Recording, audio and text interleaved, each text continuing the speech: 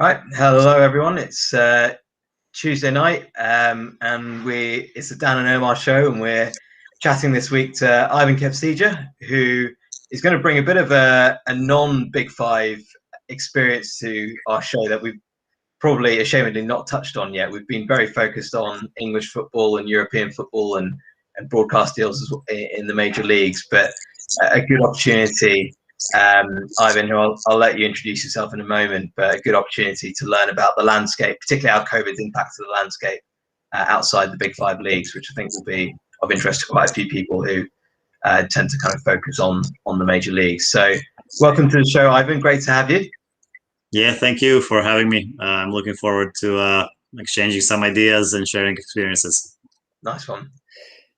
Yeah, I was just going to say also, Omar, is a point that we probably need to touch more on is that because I think in a way, because generally our expertise or my supposed expertise, your actual expertise is more in UK and larger European football markets, that I think what we probably need to do more of is get particular experts like Ivan in to be able to talk about the vast majority of the football landscape, which isn't just the world revolving around the Premier League and some of the bigger leagues that we were talking about. So yeah, it's great to have Ivan on just to most importantly hear about how football across different parts of Europe with all of your experience actually works in practice, and some of those types of issues which are obviously very different to the ones that come across our desk a lot of the time, I think.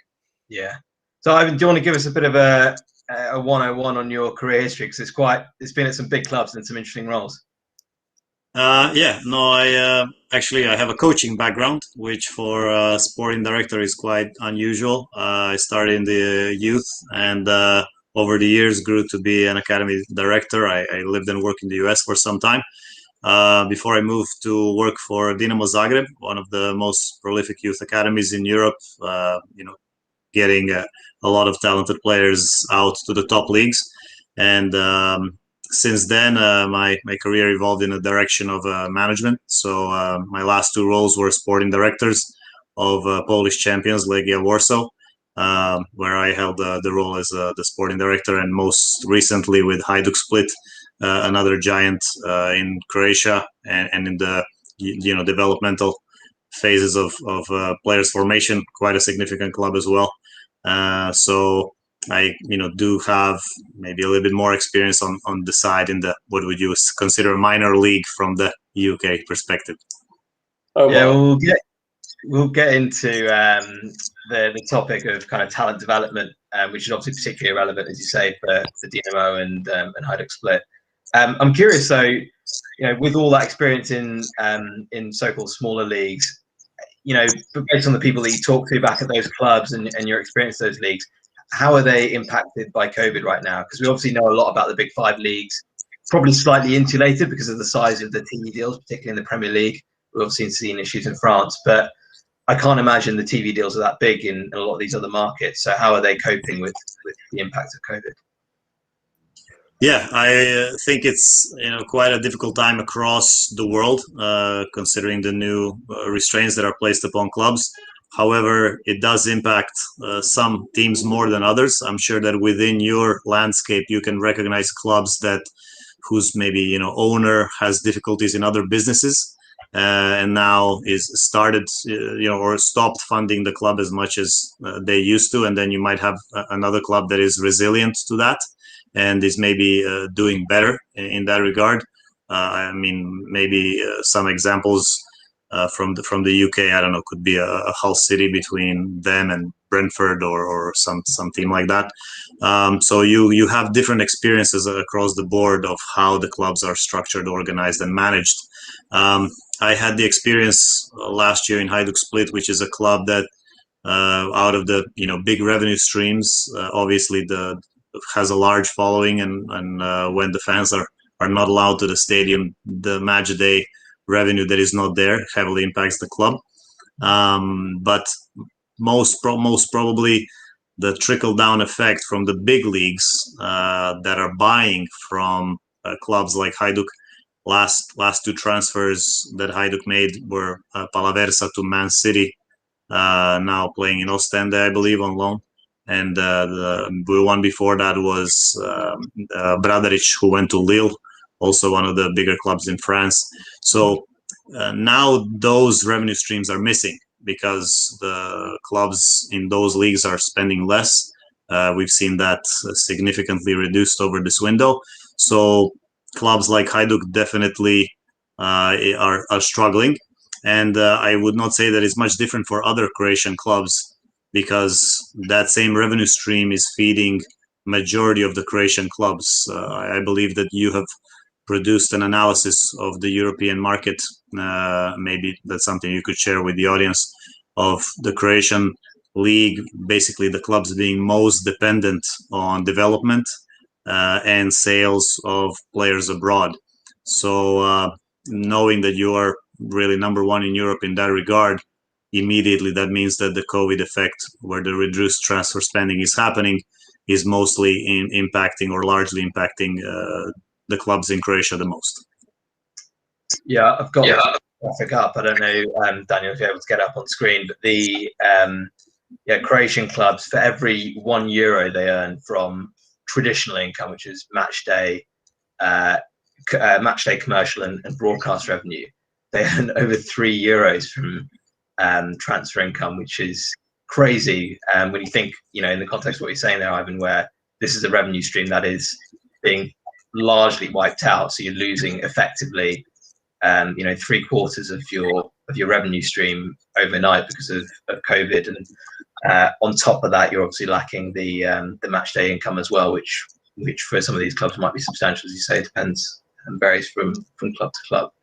So what are clubs doing in these circumstances? Are they just struggling to get by? Are we going to see clubs going out of business, or is this an opportunity for investors to kind of get involved in these leagues? What's the landscape now? Well, some of the clubs in Croatia are not really at the maturity level that they have not been privatized. So the places for investors to come in usually is a large delay until you move from a non-profit into a status of a club that could be sold. So it's more about strategic partnership that maybe you could find that help you bridge the gap. The other way is really, last year while I was in Hajduk, really it was zero spending on incoming transfers. So you just have to narrow down. We were cutting down the budget for the wages, and the same players that we were targeting before, we had to settle for somebody with half the wage or even less for the same position. And clearly that is difficult to explain for a club that is aspiring to achieve results. But that is the current reality of the Croatian league and marketplace. And as I said, if there is not that stream of 100 million transfer from Barcelona to Liverpool or vice versa, then there is lacking that multiplier effect that happens across the board, because then they're not buying from, I don't know, Hertha Berlin. Hertha is not buying from Austria Vienna. Austria Vienna is not buying from Croatia. So I think that whole chain then gets stopped, and clubs need to just cut costs, try to kind of survive, put our heads down during this period, and hope for some better times where there could be an expansion again.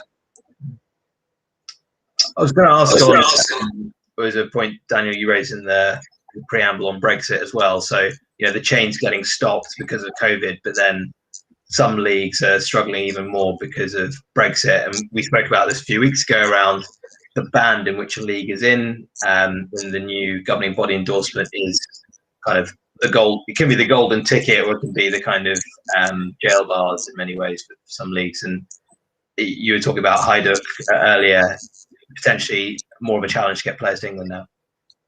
Yeah, absolutely. I think that Croatia is band 4 in that sense, considering to get the work permit in the UK, and for a club like Hajduk that might be as well happy to sell a player to a championship club, where 3 to 5 million is not an unbelievable figure for majority of championship level clubs up until COVID times at least. I'm not sure how that is going to be now. However, you know now that that marketplace, where is the wealthiest marketplace, where it had an eye for the Croatian players, and some of them that have come in have been doing well, like Šunjić from Dinamo is in Birmingham, a regular starter. Now they took Halilovic. More and more scouts were following and were at our matches, and I believe that Croatian League is one of the probably heavily scouted leagues from the smaller leagues in Europe. When I was at Hajduk, basically on a weekly basis, you had the Chelsea, the Lille, the Fiorentina, all of the major leagues were represented in the stands. So definitely Brexit with these new imposed rules will make it another difficulty for club like ours, for league like ours, and for other similar level leagues, because it will basically reduce a selling market to a smaller pie, and the wealthiest player is out of the game. Yeah. Omar, I was just going to mention maybe it's something to broaden out the discussion for both Ivan and yourself, which is we talked about a few areas: Brexit, European Super Leagues. We talked about it before. We talked about competitive balance. And competitive balance within leagues, and obviously Europe more generally. One of the things that we were going to talk about, I think, or prep talking about, was the UEFA Conference League, for example, the Europa League, obviously Champions League. One of the questions from that's come in from Philip Draper, Ivan, that you might be able to see, but is effectively around effectively either Champions League reform or Super League reform, whichever way you want to call it, or breakaway Super Leagues, and that does that potential of more money going to the bigger clubs, from your perspective of a non-5 league sporting director, does that potentially cause more opportunity or less opportunity? I.e., there's more transfer spending into other leagues, but obviously if there's a finite amount of money that is going to be flowing around the European leagues generally, does that lead to some tension around competitive balance, or otherwise? Can you get into the Europa League? Is it worthwhile? Can you spend more as a result? But ultimately you can't get anywhere near competing with some of the big 5 teams on a yearly basis. Yeah. Well, actually, last year Croatian League has 10 clubs in the first division, and between the cup winner, another 4 spots were awarded to Champions League and Europa League spots. But next year, because of the country's coefficient in the last 5 years, the champion will be competing for the Champions League spot through the qualifiers again, and then the next 2 teams plus the cup winner will be going to the Conference League. So if you put in context the numbers that were so far flowing, if you go into the group stage of Champions League, I think the prize money is between 50 and 20 million euros. So that is a huge chunk of money for a club like Hajduk had between 10 and 15 million, depending on the yearly budget. So that is a huge prize to be awarded. Whereas Europa League, I think maybe more appropriate for the level, awarded probably around 3 million to get into the group stages. I'm not exactly sure what Conference League is going to be awarding, but if it's half of that, it's still not significant that it makes or breaks the whole club. However, it does, I think, provide an opportunity for smaller teams from smaller leagues to be on the European scene and find equivalent partners. Because for Hajduk to be playing internationally against, let's say, my former club, Legia Warsaw, that's still an important match, and I think that's a match that is exciting. That is a match that finds common ground in terms of level, and I think would attract the interest of both sides to play in such a match. So I do think that having another tier with the Conference League will be positive. In regards to introduction of the Super League that is coming along, I'm not a big fan of that, because I think it will grow inequalities across the board, and I think maybe some of these adaptations that UEFA is making are a buffer in order to avoid going in that direction, where the elite, I don't know, 10 or 20 would totally separate themselves from the rest, because it's even now hard to compete. Mm. I think the point you make around the Conference League, finding other teams at your level, just having the experience of playing, having European match days in another country for your own players, that's great. It's good to sell players as well, because it's a good kind of platform for them to perform in. Yes, sorry to interrupt you, but basically when I was looking at players from leagues that I did not really understand the level of, having them play in a Europa League match, even if it's a qualifier, against somebody whose level I understand better, was very, very helpful to evaluate the level. And I remember when I was at Legia, we looked at a couple of players of Östersund, for example. And to be honest, I was not that particularly aware of what is the level of that team within that league, blah, blah, blah. But then we sent a scout to watch Östersund play Real Sociedad, or I'm not sure exactly if it was Bilbao, whoever was that in that group stage, and then I have a much better feeling for that player, for that level.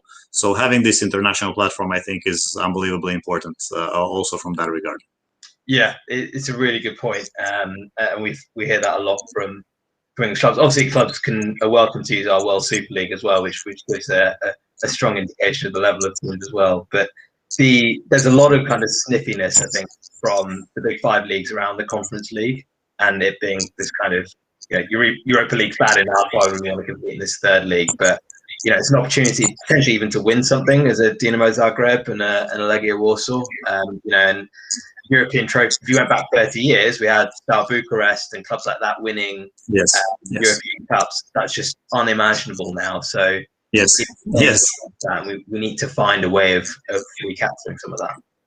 Yeah, I agree, and I do think that it's hard, to somebody at Arsenal to understand what it would mean for Dinamo Zagreb, Hajduk Split, Legia Warsaw, how much energy that would generate towards football, how much excitement that would be when these type of clubs find even matches across the board, and they're competitive to fight for a trophy, to go far and well advanced. This year, Dinamo Zagreb, I think, is in the last 16 of the Europa League, which also not an insignificant success.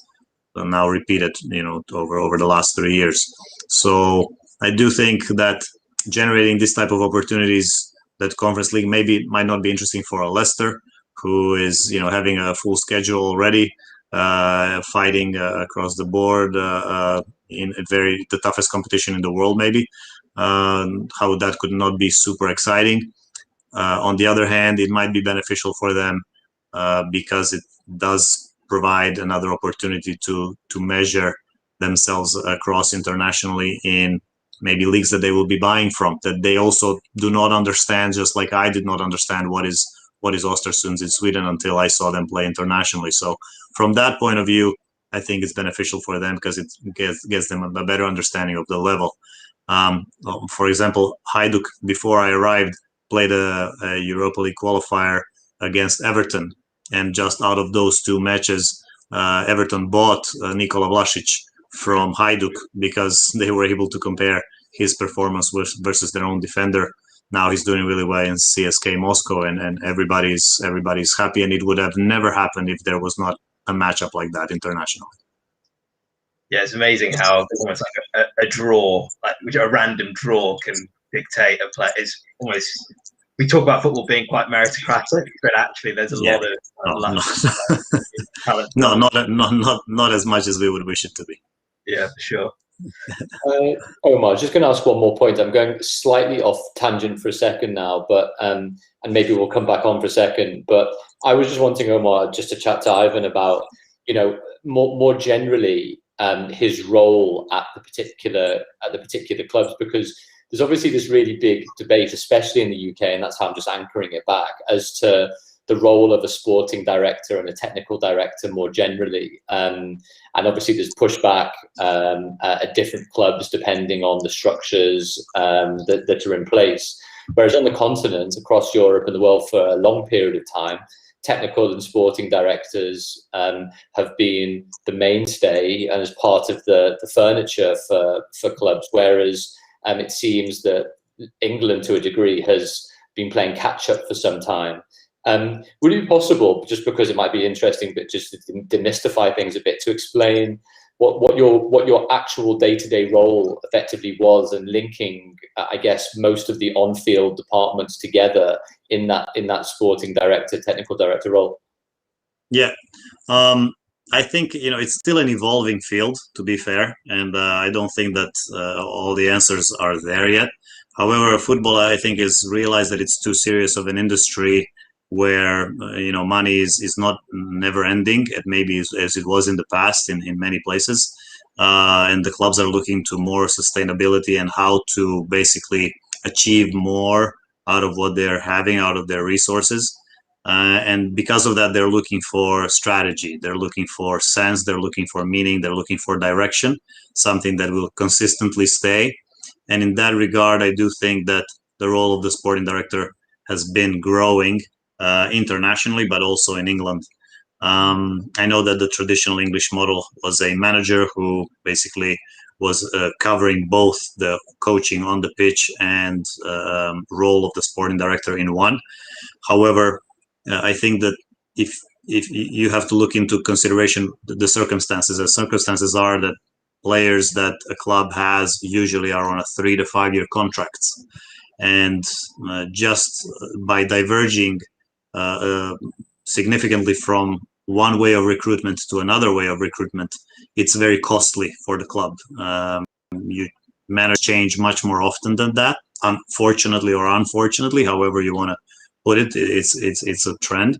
I would say unfortunately, because I come from the coaching background, and I empathize with the coach, knowing how important that role is within the club.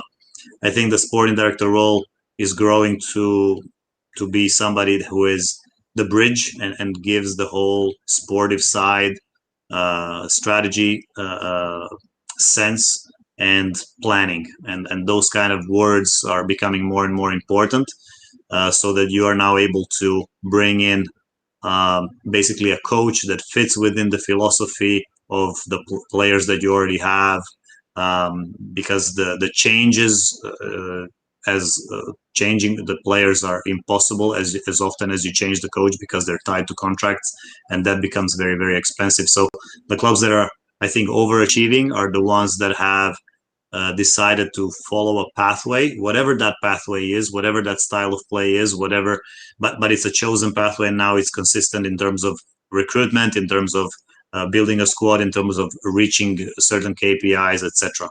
So in my experience, was more of that was expected from me. When I came to Legia, it was we need to youngen the squad, it's too old, we need to maybe open some opportunities for a young player to come up that then will be generating value in outgoing transfers. So clearly there is some conflicts that it creates between the coach, who has obviously a short-term mindset, which they should have. And when I was a coach, I also was thinking about Saturdays or Sundays match, whereas a sporting director needs to be thinking 3 to 5 years in advance, at the same time as respecting that we need to do well this weekend. So you're basically introducing somebody who will have both a long-term and a short-term view to your club structure, and finding a good place and try to find a good generating strategic form in that person. Then basically there are philosophies then within how you want to do that. How much you're going to rely on the coach to be bringing his own staff, how much of your own staff will you have regardless of the coach, how much of players will you be relying on the coach to be bringing in from his own network, or how much your network should be within the club regardless of the coach that is there, etc., etc. So I do think that the trend is really dictated by the clubs being more strategically oriented and trying to get the most out of the resources they have. I had a few questions come in. I'm trying to pick out. Maybe we can do a little bit of quick fire. So Michael Edwards, director of football, sporting director, there's technical director. Same thing. Same thing. I think it's just a matter of semantics of how you're going to do. You could have multiple of those within the club, even if you maybe a sporting director. I, for example, did not have a head of recruitment, but if I did have that type of a role, would be taking a large chunk of that conversation off my plate. So it really depends on the level of the organization. Big clubs like Liverpool, Chelsea, I mean, these guys have loans pathway managers, and that is something that a smaller club usually cannot afford to have. But I think it's a fantastic thing to have in bigger clubs that have players on loan that they need to worry about how they're doing and stay close to them. So I think for now is a matter of semantics, but it's more about the job description and the power that these guys actually have to make decisions. I think we could have you on for another episode, another point on youth football, given your experience. I wanted to ask a lot more around Dinamo and you know the success of had there and how easy it is to replicate. But I think that could be easily a half-hour discussion. I guess so. I think there was another interesting one, just about it was Gentian asking about the development of other Eastern European leagues, Albania, Kosovo, Bosnia, Serbia, Macedonia.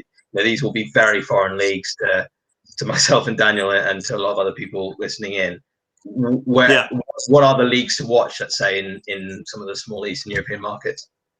Well, look, these all the leagues listed are pretty much the leagues where they understand a club like Hajduk, right? If I go to Greece and I go to a player from a small team in Greece, they will not be excited about coming to play for Hajduk. But if you go to Kosovo or Bosnia or Macedonia, Hajduk is going to be a big club for them in their mind. It pays higher wages than they're paid in those countries in general. So I do think that it's a natural thing having some parts of the language in common, culturally a similar fit. Historically, players from Bosnia, Macedonia, Albania, Kosovo have been doing really well in Croatia. More and more Serbian players are in across the board in Croatia, and vice versa. Some Croatian players playing in Serbia. So I do think that it's natural to see that there is scouting across the board, and I do think that they're also becoming a little bit more and more sophisticated as time goes. More and more, Western planning, strategic thought is coming in. Sustainability as the word that is conquering more of these leagues because everybody wants to overachieve, right? And that's why we're all here. We're all training hard, working hard, as the players on the pitch, as us in the offices. That we're trying to support them in that. And I do think that there is plenty of talent in this area. Not often has been said that the Balkans are, the European Brazil. Because of a lot of talented footballers coming out of this area, and football is the culture. It's their religion. It's the main sport, and seeing the passion and enthusiasm that all of these kids have.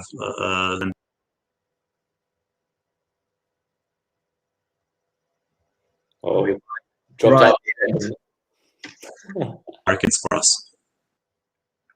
Oh, you're just breaking up there, Ivan, which might be the cue for us to end the chat. Daniel, any further thoughts or comments? No, I think it's really good. And Ivan, I hope you don't mind if you'd be interested in coming on in the next few months just to talk about developments. I almost think, Omar, that come the summer market, it might be a really interesting one almost to be like, what are some of those trends for the summer market going to be like? And I think Ivan would be in a great position to be able to offer some insights too, as well as your stuff on that you mentioned. Obviously, we didn't quite get to on the youth side of things too. Yeah, absolutely. No, I do appreciate the opportunity to share some ideas and experiences with you guys, and thank you for having me, and I would be happy to join you in the future as well. Great. Thanks, Ivan, and thanks everyone for listening and watching. We'll see you again next week. Thank you.